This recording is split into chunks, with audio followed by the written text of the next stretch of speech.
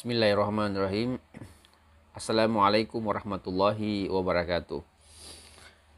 Alhamdulillahirabbil alamin. Allahumma shalli ala sayyidina Muhammad wa ala ali sayyidina Muhammad.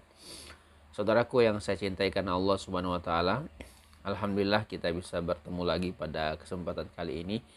Mudah-mudahan kita semua dikumpulkan oleh Allah Subhanahu wa taala dalam kebaikan, diberikan kesehatan, diberikan rezeki yang melimpah.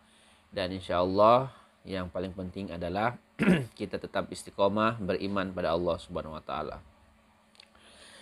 Pada kesempatan kali ini izinkan saya untuk membagikan sharing terkait dengan jalan hidayah ya. Jadi terkait dengan hidayah kita ingin mengenal apa itu hidayah, kita sharing, mudah-mudahan ada manfaatnya. Terkait dengan hidayah, hidayah ini adalah petunjuk dari Allah Subhanahu wa taala yang diberikan kepada seseorang. Jadi hidayah adalah petunjuk dari Allah Subhanahu wa taala yang diberikan kepada seseorang sehingga kemudian dia berjalan di atas jalan yang diridai oleh Allah Subhanahu wa taala. Kemudian yang berikut, hidayah ini adalah hak prerogatif daripada Allah Subhanahu wa taala kepada hambanya. Jadi hak mutlak ya. Jadi hak mutlak dari Allah Subhanahu wa taala kepada hambanya. Jadi kepada siapa yang dikehendaki maka hidayah itu kemudian bisa diberikan. Jika seandainya semua manusia kemudian Allah inginkan beriman semua pada Allah Subhanahu wa taala, maka gampang bagi Allah, tidak ada yang kemudian yang sulit. Akan tetapi kemudian semua ada proses, semua ada kemudian tahapannya untuk mendapatkan hidayah.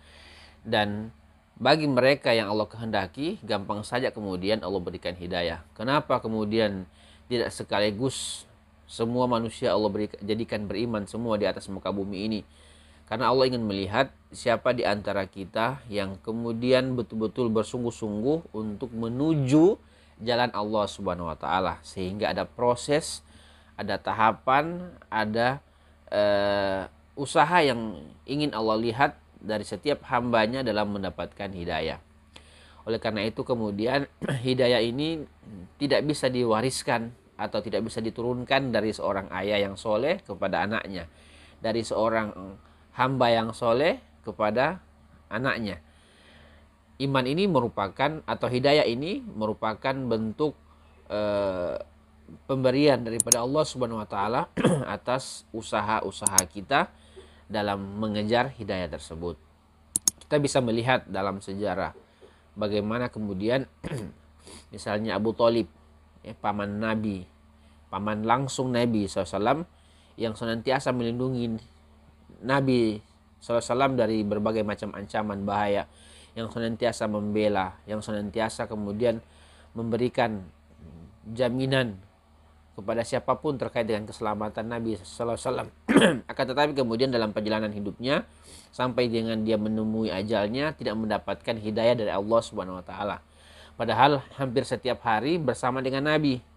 Nah, ini tandanya berarti hidayah itu adalah hak prerogatif daripada Allah Subhanahu wa taala. Dan Abu Thalib sendiri beberapa kali kemudian ditawarkan diajak masuk Islam, tetapi kemudian masih ada alasan, masih ada argumen yang kemudian membantah untuk belum mau diajak dalam Islam.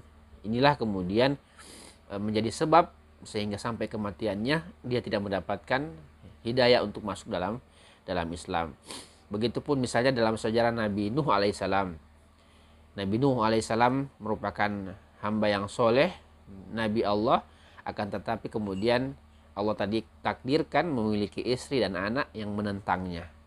Jadi tidak mutlak kemudian hidayah itu akan diturunkan, diwariskan kepada orang-orang terdekat, karena bergantung daripada ikhtiar, usaha, keinginan daripada orang tersebut. Kemudian yang kedua, hidayah itu merupakan hak prerogatif daripada Allah Subhanahu wa taala.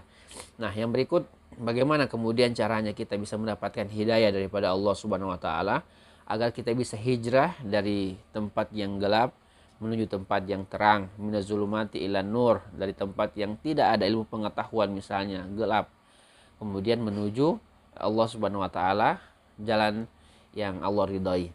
Maka untuk mendapatkan hidayah Allah Subhanahu wa taala, satu ya, berdoa kepada Allah Subhanahu wa taala, minta sama Allah agar kemudian kita bisa mendapatkan hidayah Allah Subhanahu wa taala. Setiap saat minta sama Allah, setiap saat kemudian ajukan doa kita kepada Allah Subhanahu wa taala kapan dan dimanapun agar diberikan hidayah, minta sama Allah. Berarti kalau seandainya kita berdoa sama Allah minta hidayah, berarti kita menginginkan hidayah itu. Ya, berarti kita menginginkan betul-betul hidayah itu agar sampai kepada kita. Jadi minta sama Allah, berdoa sama Allah agar kita diberikan hidayah oleh Allah Subhanahu wa taala. Kemudian yang kedua, kita bisa kemudian menemukan hidayah, kita bisa kembali ke jalan Allah Subhanahu wa taala dengan cara belajar atau mencintai majelis-majelis ilmu. Jadi banyak belajar, banyak membaca, banyak bertanya, banyak menghadiri majelis-majelis ilmu. Ini adalah cara untuk mendapatkan hidayah Allah Subhanahu wa taala. Karena hidayah Allah, petunjuk dari Allah akan sampai pada kita dengan ilmu, bukan cuma dengan semangat tetapi dengan ilmu. Berislam dengan semangat bagus tapi tidak cukup, harus dibekali dengan ilmu beragama. Oleh karena itu kemudian sebelum kita beramal, ya, sebelum kita beramal maka siapkanlah ilmu yang cukup dengan amal-amal itu. Karena kalau beramal hanya dengan semangat itu temporer, suatu saat pasti akan lemah kembali, suatu saat pasti akan kembali ke jalan yang sebelumnya. Tapi kalau beramal dengan ilmu, dengan kesadaran, dengan penghayatan, maka ini akan lama, akan panjang, dan sulit kemudian untuk dipengaruhi, untuk dikembalikan ke jalan semula. Kemudian yang ketiga, orang bisa mendapatkan hidayah dengan cara kemudian berteman, bergaul dengan orang-orang soleh. Oleh karena itu milikilah teman, milikilah sahabat yang mampu memotivasi kita untuk senantiasa menjadi baik dari waktu ke waktu.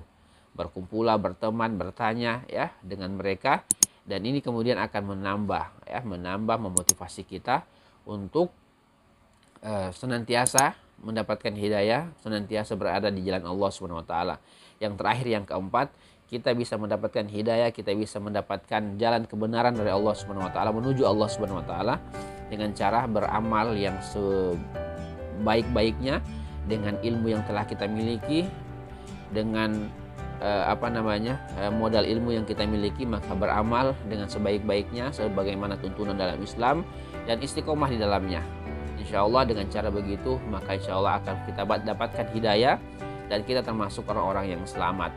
Ini saja mungkin yang bisa saya bagikan, mudah-mudahan ada manfaatnya. Mohon maaf atas segala kekurangan. Assalamualaikum warahmatullahi wabarakatuh.